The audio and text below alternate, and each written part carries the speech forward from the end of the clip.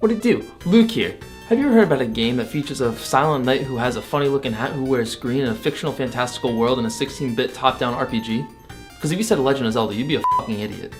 Modern-day console wars between Microsoft, Sony, and Nintendo is nothing in comparison to what console wars were like back in the 90s. Sega and Nintendo were neck and neck in competition with one another, with the Sega Mega Drive, otherwise known as the Sega Genesis here in North America, and Nintendo Super Nintendo. Market analysts would even say that Nintendo and Sega were dead even with one another. While this applies to North America, over in Japan Nintendo was in a far lead based on their role-playing games, otherwise known as RPGs. While Sega tried so hard to come across as having the quote-unquote cool console by prioritizing edge in sports games, Nintendo really did their own thing, and that came with a massive amount of RPGs such as Dragon Quest, Final Fantasy, and The Legend of Zelda. Sega wasn't without their own RPGs, of course, such as games like Phantasy Star, but their selection of these games was nothing in comparison to what Nintendo had to offer. In order to turn their selection around, near the butt end of the Mega Drive's life in 1994, Sega announced the Mega Role-Playing Project, where they plan to release 7 new RPG titles over the course of a year. The first of the bunch is the title we're talking about today, and arguably their best, this being Shin Soseki Centy, otherwise known as Soleil in Europe, otherwise known as Crusader of Centy here in North America. Finally, on June 17, 1994, Shin Soseki Centy was released in Japan. Now, I'd be lying if I said there wasn't any bias involved when talking about this game. As a longtime Zelda fan myself, I'm always eager to find new games that have that similar gameplay loop Zelda has. Of course, there are many Zelda-like games out there, like Hyper Light Drifter or the Darksiders series, but I was baffled when I found out that Sega themselves published a Zelda-like game. In short, Crusader of Centy is to Zelda what Sonic is to Mario. The Crusader of Centy revolves around the unfortunately named protagonist, Corona. Although, in the game's menu screen, you're allowed to choose whatever name you desire. The game opens with a cutscene explaining the lore of the game's world, explaining that monsters have been around for a very long time, but they were shunned away into darkness. But that wasn't the end of them. For as long as humans have grown in the light, monsters have grown in the darkness, and now they're back and it's your job to rid the monsters of this world.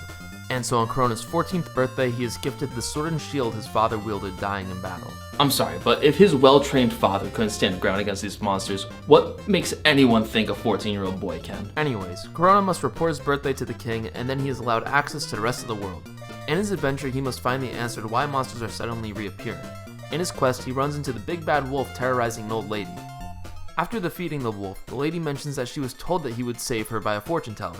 Once we meet the fortune teller, they tell us that we are going to be the one that saves the world, and then takes away our ability to speak to humans, and replaces it with the ability to speak to animals and plants. Quite the use of the butterfly effect, wouldn't you say? Now, if I go into the nitty gritty about this game, I'd be talking for a few hours, so let's not do that. But here's a basic rundown. Along the course of the game, Corona evolves as a character, being able to do things he couldn't do before, such as jumping and throwing a sword. Alongside his own basic abilities, the greatest feature in this game are the animal companions. Throughout Corona's journey, he befriends a wide array of animals, including his own dog Mac. Each of the animals has their own special ability to grant Corona, and 2 companions can be activated at a time, allowing for interesting ability combinations. Taking a step back from gameplay elements, for a game that is nearly 30 years old, it looks gorgeous. The pixel art really holds up today, and the character sprites plus the boss designs are beautiful.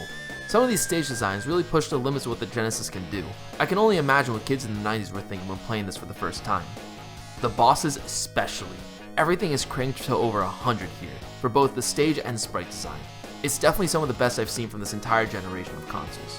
Over the course of the rest of the game, Corona does so much that makes you wonder how sober the writers for this game were when creating it. From here on out, I'll just be summarizing some of the game's key plot details. For starters, at some point across Corona's adventure, he is turned into a slime monster and is hunted by a human. It is here where the context of what you're doing and why is changed.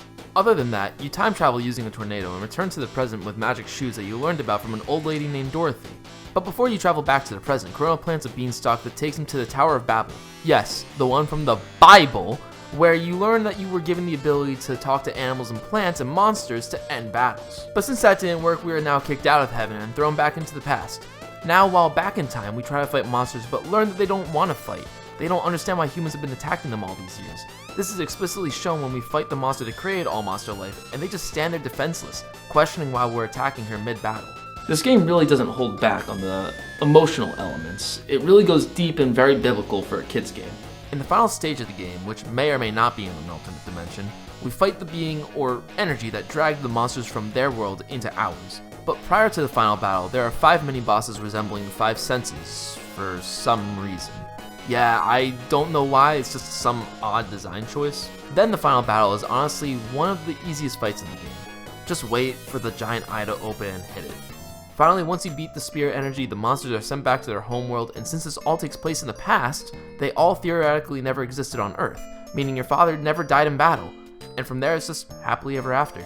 It's unfortunate to say that this game didn't do too well in sales. Many people look back on this as not just one of the greatest RPGs on the Sega Genesis, but one of the best games on the Genesis itself. Everything is stellar about this game, whether it be the gameplay, the sprite work, the animation, the music, everything is phenomenal.